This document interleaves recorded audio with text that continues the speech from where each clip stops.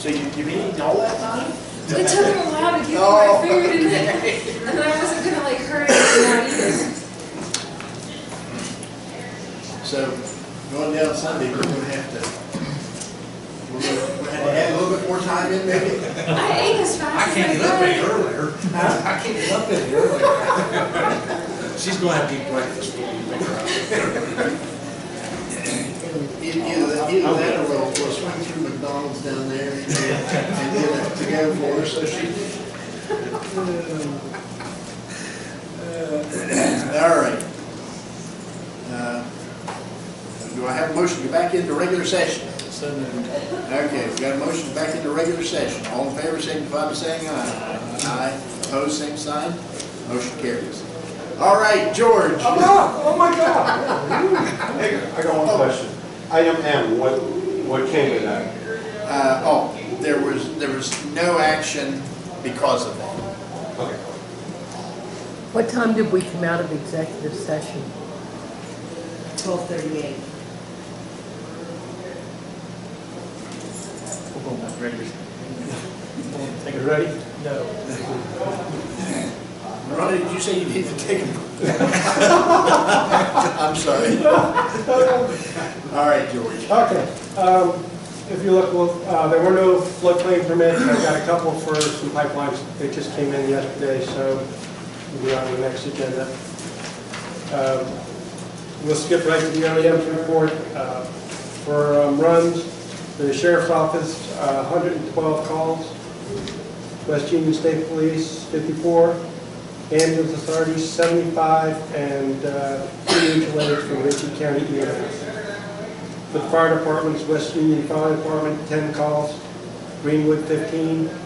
Smithburg, 34. McClellan, 7. Banks, 8. And again, the no response, refused calls, those are calls that first 2 units didn't respond to, but somebody else probably ran it. 15 calls for this last month. If you go to the activity report, on the 18th, we had a hazardous materials incident.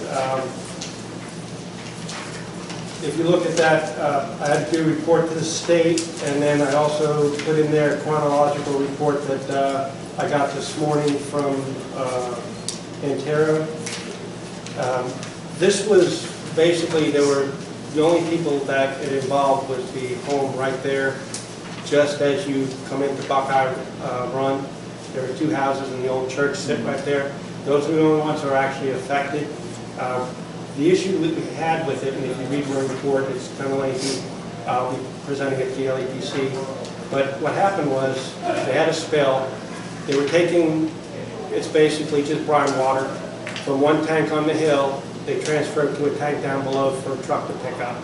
Well, there's a line that lays there, and apparently the homeowner, in cutting his yard, cut that line and nobody knew it. So when they opened the tank above, to bring the fluid down to the tank below, most of it came out the pipe and onto the ground. So because it was, the water does go to the municipal water source here in town, we were notified. I called the water department immediately. We kind of looked at things, determined that it would take 6 to 8 hours before that spill would even hit the water department. The intakes would be shut off by then anyway. So there's really no hazard to anybody but the 2 homeowners. And talking with Antero, they pretty much stopped it right there at the home. Everything was stopped and they had everything dammed and tight. That night I went out there were trucks out there vacuuming up everything. They cleaned up the spill as best they could. So, and they monitored the town's water. They sent the company out and did testing of the water out there. They also are ongoing tests for the people right there. That was the end of that as far as that goes. We'll continue to monitor it. Like I said, the issue that we really had that I was concerned with and we're working with the state on, they called when they immediately noted that they had a leak. They called it the spill hotline, which is what they're required to do. The spill hotline didn't notify anybody. They did they called us almost 4 hours later to let us know there was an issue. And at that point, you know, kind of too late if it was something we really needed to know. So I'm working with the state to find out why we weren't notified, why the water department wasn't notified or anything. So they're working on their procedures right now at the state level to make sure that at least our office gets notified so that if there is a danger to the water or anything, we can immediately react to it and notify whoever needs to be notified. So, and like I said, we will put that in the LEPC agenda and hand out information if anybody would like it. On the 19th, we have the LEPC meeting agenda is in there in the minutes from the last meeting. The next one I want to talk about is the chiefs meeting. Had a meeting with the fire chiefs. Went really, really well. It's in here. I can find it. The minutes for it. We discussed a lot of different things that were going on in the county, what were needed. The biggest thing I think everybody came out of there with was manpower. We're running low on people. So our office will probably start reaching out to the Board of Ed, maybe doing something with the junior high, and doing a lot of research. A lot of the fire departments and volunteer fire departments are heading that way, the junior highs, because by the time they hit high school, these kids are really not wanting to get involved in anything in the community. So you got to start a little younger than that. So I'm going to work with the Board of Ed on that. We looked at the training classes. I mentioned to them about the swiftwater rescue class that we're working on with the state. The state has no problem paying for the class, could run up to $20,000. The only thing they wanted to see was the fire departments were wanting to do this, so they wanted them to buy at least the minimum equipment, which is about $1,200 per person. They agreed to that, and they'll pass that on. So my minimum was at least 10 people for the class. They have commitment for 10. If they buy the equipment and commit to it, the state will pay for the class. Either taking them somewhere to do it or to bring instructors here. And like I said, in doing research, about $20,000 the state's willing to pay for the class. So I figured $1,200 a person is we're also working with the oil and gas companies here to do a tabletop exercise. I've had several of the oil and gas companies interested in doing one, and instead of doing like 6 small ones, or maybe 1 or 2 or 3, I figured one big one, get everybody involved in one spot, and then everybody can, at least have that satisfied. And because I know Mark West is required to have some kind of exercise every year with the responders. So I figured if we can get everybody involved, everybody on the same page, all the fire departments knows what is expected, I think we have a better turnout as well. So we're working on that. Again, with the volunteers, like I said, we're having issues with that. Equipment, I asked about equipment, what kind of equipment they were looking at. Most of them have very, very outdated equipment. McClellan, I went out there because I teach out of the class out there. They just bought some used air packs. I'm not wanting to buy, I know they got a pretty good deal on them, but they're not going to last that long. So I'm going to look at trying to get grants for a lot of the equipment they requested. Big items were like a compressor to fill the air bottles. There's only 1 or 2 in the county that have compressors. I'd like to have more. Another thing I'm looking at is washers for the gear. A big push these days now is the stuff that you keep on your gear is cancer causing. Got to keep this stuff clean. And talking with some of them, most of them don't clean their gear, is where it falls off. McClellan Fire Chief goes to Nutter Fort to get his done. You can't just wash this in a regular washing machine. You'll ruin the washing machine over a period of time. So there are special ones. I'm going to look and see about getting a grant for that as well. The IRP radios, the mobile ones, they should be in soon. And I'm going to look to get portables for everybody in the county. My push is to get everybody on the same page, everybody has the same radio, and they know how to use the equipment. Right now, each department has, very depending on who it was, when they bought it, they bought used equipment. It's spread out. We discussed the funding. One of the things that I find, and one of the reasons we lose a lot of volunteers, is because fire departments spend money on equipment because that's all they can afford to do. It used to be they bought their members shirts, jackets, hats. They got equipment, stuff that was personal to them, and they don't get that anymore. And it was one of the things I thought about doing was maybe a holiday party with just the fire departments, just their people, maybe their families get there, because their families do put up with a lot. These guys leave their homes middle of the night, birthday parties and whatnot. So I thought about maybe if the county would fund something like that. They asked maybe about a pool party at the park. And I thought, okay, well, we can look into that stuff. So it could be added into or minus the price of that for funding for the county. I've been pushing for this as an association for the fire departments. I think it's a great idea if they had representation, somebody to go to meetings when they're looking for funding or equipment, have one voice for everybody. Some of them kind of balked at it, some of them didn't, but I highly recommend that they do that. And then to air differences and problems that they have throughout the county. That's their time to do that. And we'll see where it goes. Several have talked about doing it, but I haven't seen the action yet. I asked for their copy of their bylaw. I've had several people from other fire departments ask, and I don't have copies. Our office should. They said they'd bring them to me. We also discussed levy or fire tax, and all were willing to look at that as a possible source of funding. It would be just the 5 fire departments. It was unanimous that they would not want anybody else involved in it. No EMS, no AA, no nothing. It was just 5 fire departments. That way to maximize the amount of money that they would get. And I agree with them. I understand that. We talked about having other meetings throughout the year just to kind of meet and get things ironed out that we need. The only person that wasn't in attendance was Banks Fire Department. We're not really sure what's going on with them. I haven't been able to get in touch with them, so I'm hoping if anybody hears from them, let them contact me. The radios that we're supposed to be putting in, theirs have to be programmed for specific vehicles, and I don't know which vehicles are for him. Also on the 25th, I met with Integra Energy representative. This is an environmental cleanup company. They also do, they've torn out a few homes in some of the counties and remove them, so I thought that was something we might want to keep in the back of our mind if we, at some point, decide we want to start getting rid of some dilapidated structures. I attended the Board of Ed's 5-year strategic planning committee. It's basically, they go over what their plans for the next 5 years are, what they have achieved up to now, and the goals that they want to set for the kids and for the teachers. And it seems to be working pretty good. I go twice a year. I meet with them and they both do well. 26th, I went to 911 Advisory Board meeting. We're going to hold the next one in Greenwood Fire Department in April. We don't get a lot of participation from anybody here in Douglas County. I think me and maybe a guy from Greenwood are the only ones that show up on a regular basis. We need to have more representation. So I do get people calling and ask if I could take something to them as far as complaints from the fire departments. But I think it would be better if they had an association and had people that represented them specifically.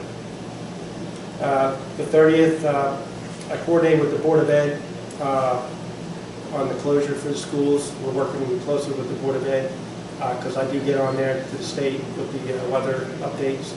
So I got out at 5 o'clock in the morning, rode the roads, looked at them, and we made the decision to close the school that day. 30th through the 2nd, I attended the Advanced Floodplain Managers class. It's a pretty good class. A lot of changes coming based on the flooding that we had this last summer. So we'll be seeing that coming about. We had a structure fire on the 31st over in Central Station. It was a total loss of a garage and a vehicle. And then also on the 31st, a representative from the Heads Up training trained the sheriffs. There was a few deputies who wanted to have access and be able to do things. I thought it was a great idea. They had a child that was missing. Would have come in real handy. They could have taken a picture and within minutes plastered it all over the county. So it was something I thought would be a good idea, so we could help out as well. Any questions? I know I took a lot of your time. I'm sorry. We're trying to manage your time. And I'll be working on hoping the federal grants come out here real soon, and we'll start throwing them out for all the equipment. We'll see what happens. Yeah, and check. Like I say, I think it was online that I saw the, I'll look about floodplain, some kind of a meeting that they were encouraging people around the state. It might have been the one you attended. I don't know. But it should have been within the last week and a half or so. I'll look around and see if there's. Thank you. Thank you. You're welcome. All right. Budget revisions.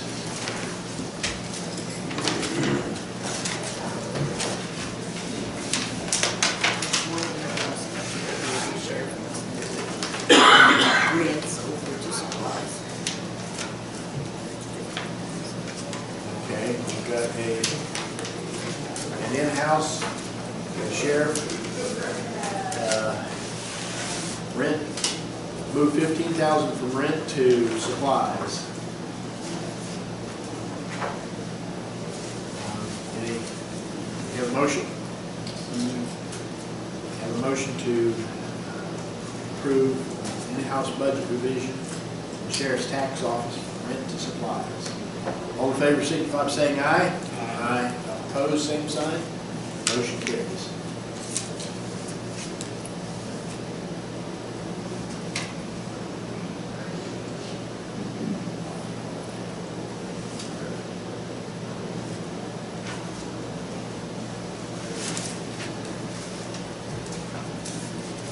This is a state budget revision. We have two items on it. One is, I wanted to move 22,200 over to the election budget. That's probably more we're going to need, but I don't want to cut it short when I'm saying election workers and stuff. So I want to make sure there's enough in there. That budget we only use for elections, so it'll just roll back in the general account if we don't use it all. The other one is the parks. We never made the adjustment to pay for their summer workers, and so their salary line's getting low. They've already reimbursed us. I just needed to put it in their budget. I did take it from your guys' budget. Donation line, you have to put it in there. Okay. All right.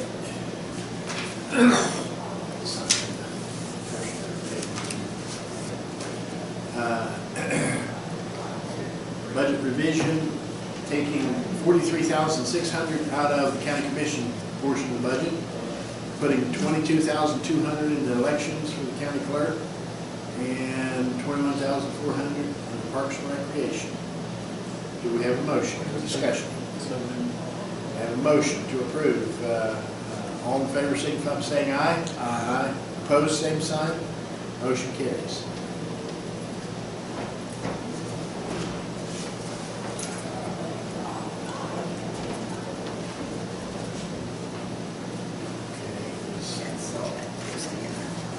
Okay.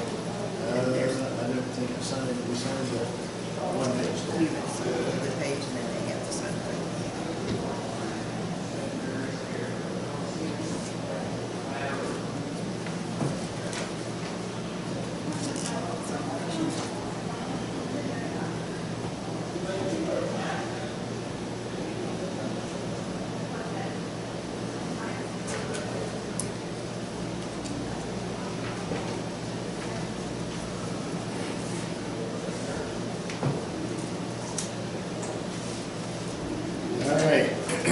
Exonerations.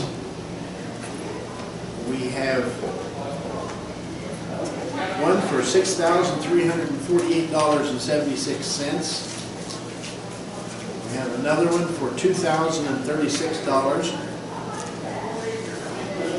We have another one for $101.50. And we have one for $11,160.42. We'll look at it before we. Okay. All right. Do we have a motion to approve? We have a motion to approve the aforementioned exonerations. All in favor, signify by saying aye. Aye. Opposed, same sign. Motion carries.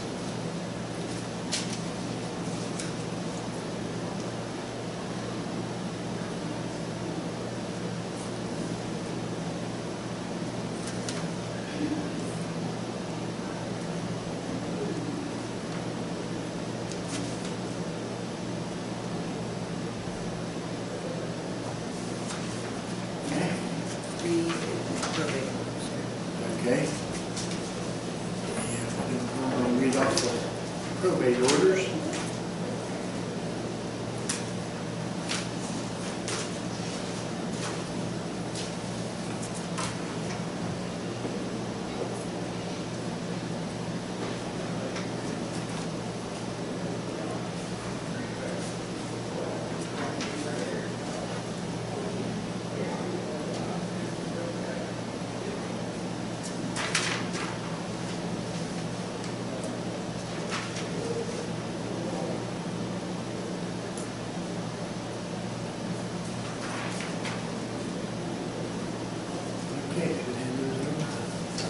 believe that completes all the items on the agenda except for signing the invoices.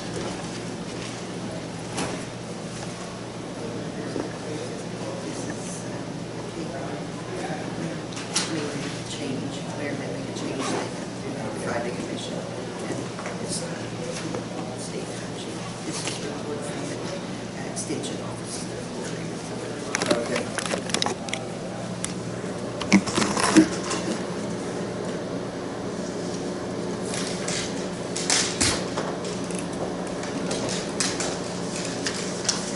Hand that back over to Beth.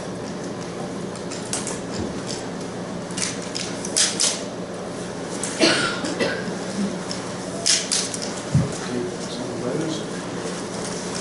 Here's some to Ronnie.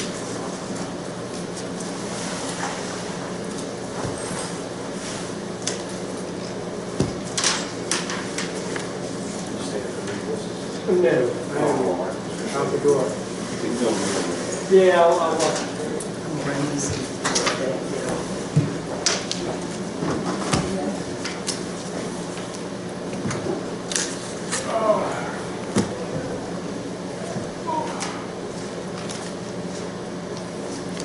Always a pleasure.